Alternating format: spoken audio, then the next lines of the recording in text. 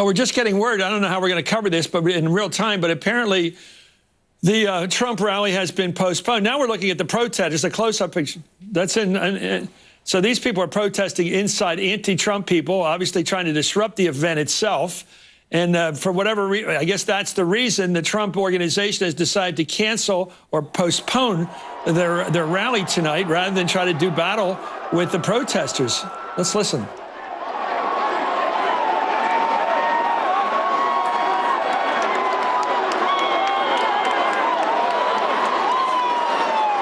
It looks like the protesters are protesting peaceably so far, and the crowd's booing them, of course. We can figure this thing out by just watching it. Yeah. Well, I don't know how. Hey, Jonathan, this is going to be a situation that Trump has to deal with. He may not be able to have any more of these super love-in rallies he's been having because the opposition has gotten word and they're allowed to get in. They've obviously disguised themselves, but they get in, and once they're in, they can protest within and disrupt.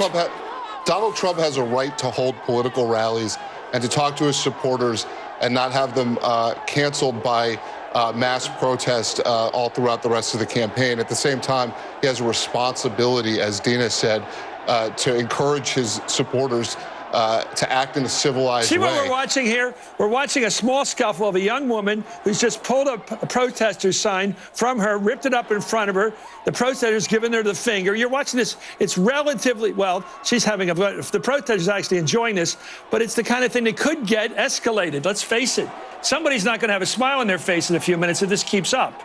Chris, this is a situation here where Donald Trump has courted this. He's courted violence at his rallies. He's encouraged his supporters to be violent. At least his rhetoric has tended in that direction, talking about punching people in the face. This is a natural outgrowth of it. It's disgusting. It's terrible that American politics has come to this. And if he wants to be able to have rallies going forward, he's going to have to denounce the behavior that's coming from his supporters. You know, but Chris, I should also say that the vast majority of the people who are at the Trump rallies, the vast majority of the people who do support him are not people who want to, tear protester signs, who want to punch protesters in the face. So I think that Donald Trump has a great opportunity to show himself a true leader by encouraging his supporters not to engage. Most of the people who are at the, if he's actually getting 25,000, 30,000 people, at these rallies, most of these people do not want to engage and do not want to, violate people's First Amendment rights. So Donald Trump has a great opportunity here to actually show himself a great leader, the great leader that he professes to be. And I think that he can do that. We should make sure that we not lump all of the people who are at these rallies, supporting Donald Trump with the people who are, doing the very bad things at the rally. It's starting. We're watching punches being thrown here, guys. We're watching it. Somebody with a flag draped, U.S. flag draped over. There's just been exchanging blows with a guy. Some of these people are protesting against Trump's views on immigration, obviously. There's some people there about deportation opposing that.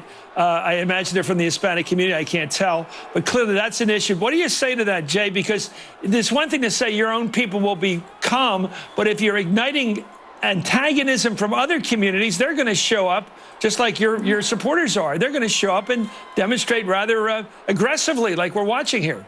Absolutely, and that's been part of his politics. I mean, it's the politics of divisiveness. So when you're, when you're saying that, that Latinos are murderers and rapists and need to go home, or when you're saying that all Muslims, should be banned temporarily from entering the United States because they're terrorists, or when you're talking about the KKK and Donald and David Duke, I mean, these are incredibly divisive, incredibly firebrand comments and people that we're talking about here, and they're bound to drive out violence. They're bound to drive out protesters and very, very angry people. And if I could just add, Chris, I covered, there is a solution to this, and I covered George W. Bush's re-election campaign in 2004, and they closed almost all of their events to the media, not to the media, but to outsiders. And so it's expensive. How do you do that? But it has been done. It's expensive. How do you do it? Vet. You have to vet every single person coming through. You have to see if they've given money to the campaign. You have to look at their email address. You have to look and see if they're a supporter, a registered voter, who they've voted for in the past. And it's expensive, but that is basically what the Bush campaign did in 2004. Will they still be as raucous, as positive a kind of an event as Trump's been able to handle?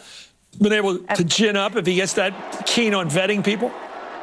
I mean, the thing about vetting people is you can do it when you're a sitting president, you know, and you're looking for re-election and you know who your supporters are and you've got that kind of infrastructure of the Republican Party at your base.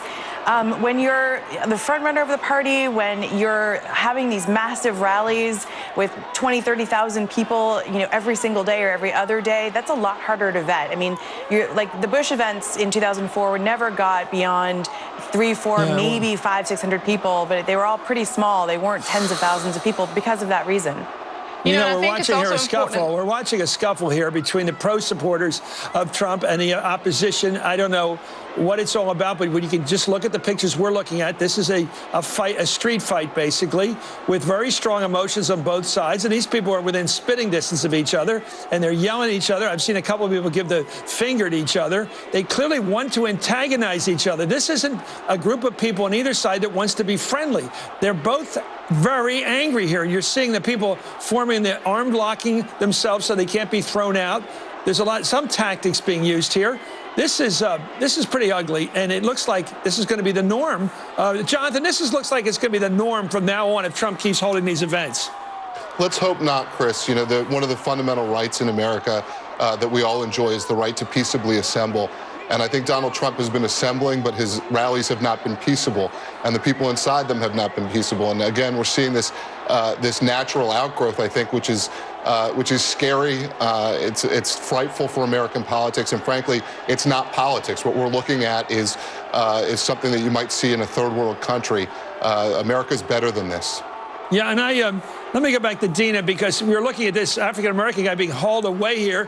What he's doing is simply yelling, and he's ripping up apparently some kind of pamphlet. But this is a very emotional thing, because I think what's going on here is the protesters believe that the people there for Trump are against them and their interests, whether Hispanic or minority of some other group. They think that everyone there is a Trump person, therefore the enemy. It looks like, look at these faces of people, the way they're yelling at each other. You know, Chris, I think that this really shows that there are Americans on both sides of this issue who are very angry. And, you know, it's heartbreaking. It is heartbreaking to see these images of people, you know, being pulled away. All of this is, you know, we don't want to see this at an American rally for the front runner for the GOP nomination. I think that what we have to do is tempers have to be calmed. People have to be people's voices have to be heard, but I think that at these rallies right now, Donald Trump has a great opportunity to show himself, and I do believe that he's a leader, and I think that most of the people at these rallies are not racist. They're not people who want to see this type of violence, and Donald Trump has a great opportunity. He has said things, done things. He's the Teflon Don. This will be his undoing if he is not able to get it under control. You know, he's been able to survive the criticism from the media, everything that he said about women, Muslims, everything. He's been able to survive it, and he's actually even risen in the polls. But this will be his undoing if he's not able to control it. But I believe that he's a leader and that he can control it, and that because most of the people who are at these rallies are not. I mean, these are people who are excited about America. Many of these people have never voted. They've never been engaged in the political process. That in and of itself is very exciting. So I think that Donald Trump and his team can, right this ship and make everyone feel welcomed at these rallies, and that is what should happen. He's the deal maker. He can do it, and I have every confidence that he can. Yeah, I'm wondering, Jay, put this in historic terms. I think this is going downhill, because I think once people watch this on TV like this, the people that don't mind being in a rough situation like this will start showing up with greater incidents. Some people like this kind of action, and the calmer, scarier people will not show up, but the people who are a little ready for some trouble will start showing up. And this could get much worse than this. Absolutely, Chris. No, it could easily. I mean, look, it's the whole beginning of when you have peaceful protests. The first sort of true believers come out, but then right after that, there's always the second wave of the anarchists, the people who start throwing bombs, start throwing Molotov cocktails, and those people who just want to incite chaos. And that's when things get really, really dangerous. And I think it doesn't also help when you have the candidate himself, when these protesters are going on, egging the crowd on to be violent, saying to the press, egging violence against the press. Just this week, the White House Chaos Correspondents Association sent a letter saying how worried and disturbed they were at his language encouraging violence against the media. And so, I mean, what he needs, and he keeps saying he's a uniter, he's a unifier. And if that's really true, then he needs to be able to talk to and calm and unify and bring these people into the fold and not have total outright chaos in his events like this. Yeah. Jonathan, look at the crowd here with me. I mean, I don't want to make any generalizations, but it doesn't surprise you who you see here. I mean, minorities are very upset about the way this guy describes minorities. I mean, it's not just the rapist, but the word bum. Look at this. Look at this. There is a classic standoff with a guy with a flag. Another guy probably doesn't like what the guy's saying. And here we go again. Looks like another arrest, perhaps. Look at this. Judge for yourself. I wonder if they're going to just let this go on. I mean, people are not leaving. They're not, as we say in the police world, dispersing. They're staying here. And it's like both sides seem to be interested in watching what happens next or getting more engaged and more into a scuffle here. Dina, you're thinking a lot about this, I know. And we're watching it. You don't need reporting on this. You can see everything yourself from the TV screen. Yeah, it's heartbreaking. It really is. You know, I think one thing that's great and exciting about this fight. Look at that. A guy just started yelling at a guy in his face, and he took a slug at him. I mean, not everybody's going to engage in Oxford-style debating here, especially when you're frankly spitting somebody's face. You are encouraging trouble here, back and forth here. You can see it. This is close engagement here. I don't know how the police figured out how to stop this. I do not, unless they empty the room. It doesn't seem like there are a whole lot of police, actual Chicago police, on scene there. That we see one on the screen. A lot of it looked like the private security before that. Now, I'm not going to suggest that the Chicago police are always the best solution to violence. History does not necessarily suggest that, but somebody's got to get control of that room. Well, now they're starting to escort people or encourage them to file out of the room, and not everybody's going to want to leave. Unfortunately, the people that don't like violence will be leaving, and those that don't mind it will be there, continuing to be there. This is Chris, not. Go ahead. Go ahead, Jay.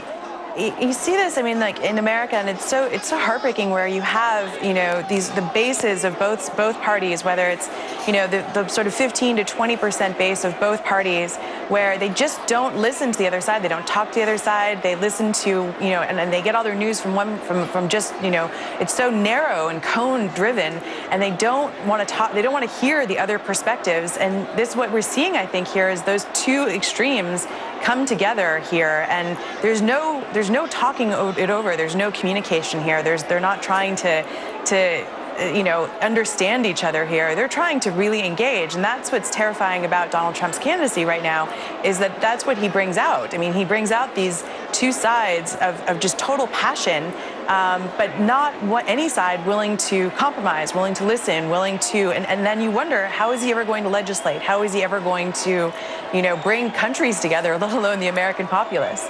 Well, he's watching this right now. Dina, what do you think he's doing? He's watching what we're watching on television, probably deciding whether he's going to get a calm situation to evolve here the next half hour or so, where he can go back into that room when things are calm and actually have his usual rally or not. I'm sure he's thinking of that. He doesn't want to send all these people home.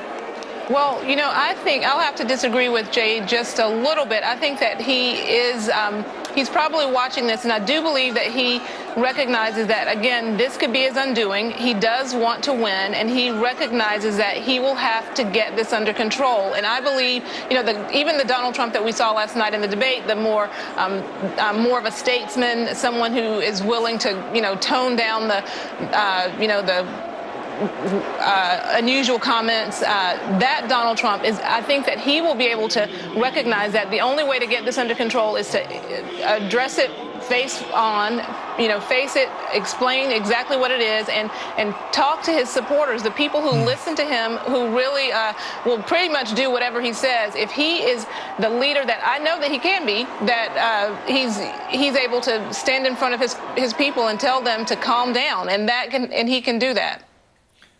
Well, God, this is strange. Jonathan, I've never covered something like this because it looks to me like the people who are watching the protesters, the Trump people themselves, are enjoying this. Look at these guys here, sort of taunting them, waving their arms in the air. I think the only thing Trump can do right now is to make sure that the people who come to his rallies do not interact with the protesters. Let them protest, let them disrupt, have the police escort them out of the room, and then have your rally. But as long as they're engaging with the people, taunting with them, getting into scuffles with